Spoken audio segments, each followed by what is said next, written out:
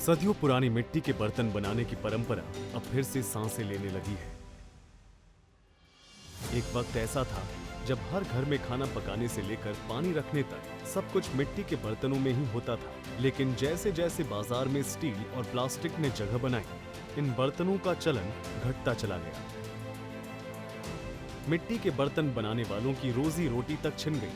लेकिन फिर आया कोरोना काल, जिसने लोगों की सोच बदल दी। विदेशी सामान का बहिष्कार और स्वदेशी को अपनाने की मुहिम में मिट्टी के बर्तन फिर चर्चा में आए। धीरे धीरे इन बर्तनों की डिमांड बढ़ने लगी और कारीगरों के चेहरे पर मुस्कान लौटी। लेकिन ये मुस्कान अभी अधूरी है, क्योंकि इन कारीगरों को अब महंगाई की दोहरी मार झेलनी पड़ रही है। वहाँ है मिट्टी का काम करते हैं और हम दिवाली पे दिए, गर्मियों में घड़े, सीजन के हिसाब से गमले भी बनते हैं। और हमारी कितनी 3-4 पीढ़ी होगी हमारी काम करते हुए। लेकिन इसके अंदर हमारे को मार्जिन कम है, मार्जिन बहुत कम है। महंगाई के हिसाब से मार्जिन नहीं है। त्योहारों में होती है लक्ष्मी गणेश हो गए, जैसे दीवे हो गए, छोटे बड़े दीवे, दुग्गड़ हो गई, झकरी झकरे हो गए। ये इन सब चीजों की डिमांड ज्यादा रहती है। दिवाली के आइटम बना रहे हैं, हर आइटम दीवा हो, आदमी हो। ये दिए हटवी चलती है, लक्ष्मी में चलते हैं, जो भी दिवाली आइटम है सब आइटम बनती है।